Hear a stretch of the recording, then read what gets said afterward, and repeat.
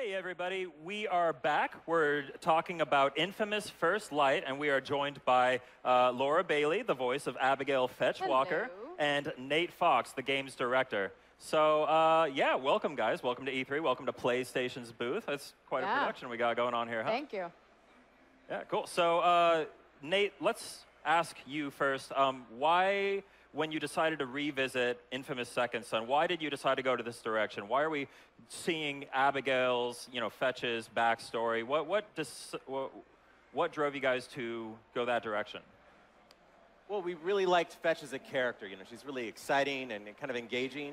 And by saying, hey, let's show her origin story. Let's show that arc of how she goes from the kind of the girl next door to that kind of murderous lady we all love from Second Son. It seemed like a fantastic self-contained story that we could offer people. Cool. And this is a self-contained story. You don't need to have Infamous Second Son to get First Light, correct? That's true. True. Yeah, cool. Totally true.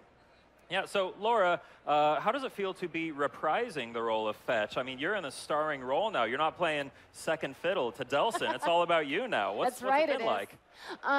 It was awesome. Fetch is such an amazing character. And so when Nate contacted me and let me know that I was going to get to come back and really explore where she came from, I was ecstatic to hear it because she had so much more to tell, And I think a lot of people really identified with her. I get a lot of messages from people that really dig Fetch. And she had a troubled past, and so it's really interesting to get to see all of that. Yeah, she's a different character now. She was, a certain way in Second Son, but she's got kind of a different personality now. This is back. It seems a lot darker based on the trailer, which we're running here, which we saw. This is, if you played Second Son, you saw some of that backstory, and you know that Fetch comes from a pretty dark place. That was one of the most important things that we wanted to showcase in this, was showing the difference in her personality from then to Second Son. Yeah, okay. So now from a gameplay perspective, playing as Fetch, obviously, in Second Son, you had multiple powers you switched between. This one, all about neon. Fetch has her own distinct flavor of neon. Nate, can you tell me a little bit about how we'll be wielding that type of neon, Fetch's distinct powers? Totally. So in Second Son, Delsin got the ability to drain neon, and he had some neon abilities. But Fetch's abilities, they're kind of raw. They are the base, the more powerful primal form of neon. And as a result, the moves are different. The gameplay's different. And mastering those powers is, I think, one of the big joys of the game. I mean, you played it. What did you think? I really felt like Delsin, when he got neon, he adapted it to his fighting style. Yeah. Right? So it's a slower sort of laser attack and everything. But playing as Fetch, which I got to do, which was straight from the source. It's so much fun. She moves so much faster because, she's had it for forever. She knows how to showcase it. Yeah, I was actually going to ask, how does it affect traversal? Second Son, a major component of Second Son was being able to traverse Seattle and get around and have a lot of fun doing it. How do Fetch's powers play into that? Oh, it's one of the chief joys of the game. In my mind, superheroes, that's the thing that defines them, Do they swing on a web, or do they fly, or whatever? So Fetch's abilities to use neon to get around town wicked fast is I love it. I'd love to tell you how it works, but I don't want to ruin it for you. Okay. So we will be going back to Seattle in some capacity. There will be some Seattle stuff in there, but we're also visiting Curtin K, which is the facility that Fetch was, I guess, imprisoned in the backstory stuff we saw. What's Curtin K like? What kinds of environments will we be seeing? Sunshine and rainbows, mostly. Yeah, right. You can see right here. It's so pleasant. Curtin K is this very remote alpine prison for anyone with superpowers, and the Department of Unified Protection shoves them all in there to keep the normal people safe. And yeah, the game, part of it takes place in Curtin K, where I think everybody wanted to go in Second Son. We talk about it so much. It's kind of this character in and of itself, and we're really glad to have it be featured in this story. Cool. Now, from a kind of a storytelling perspective, have you felt that you needed to shift gears to write, to put together this story in comparison to Second Son's story? Oh, it's a pretty smooth continuation.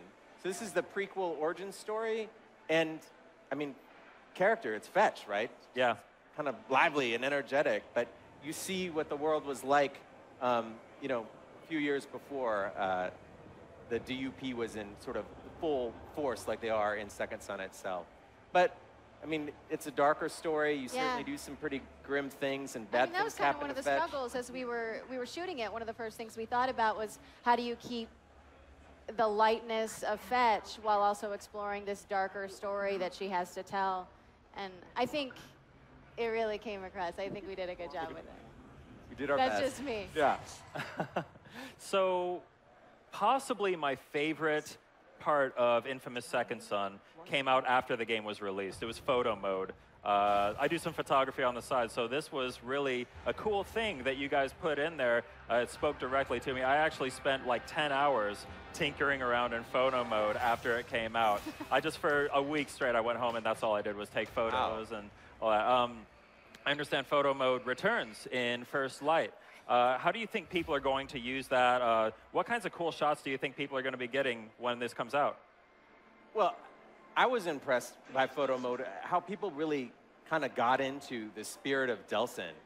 So many of the photographs feature him just doing these really kind of expressive things with the chain, or just like a low shot of his shoes looking up. And so you kind of got a sense for the character that we, frankly, didn't have the chops to put in the game. I mean, it's really artistic and potent. So I can imagine that Fetch is going to get framed the same way, you know, that her spirit will be kind of on display through photo mode. Yeah, she's a really cool-looking character, the same way Delsin is. I mean, the character models in the game are just so incredibly rendered. I mean, when photo mode came out, I think people were expecting to go in there and say, oh, look at these textures, they're not quite. But no, they all look amazing. It's gorgeous. Delsin's being and everything, and I imagine Fetch's character model will look amazing as well. It looks pretty cool. Well, you know, the face is based on your own, Laura. Oh. In case you can't tell. Cool. So Infamous First Light, when can we get our hands on Infamous First Light, and how do we do it? It's coming out August 2014. That's right, and you can download it off the PlayStation Network. Am I right? That's correct. For $14.99. I know all these answers.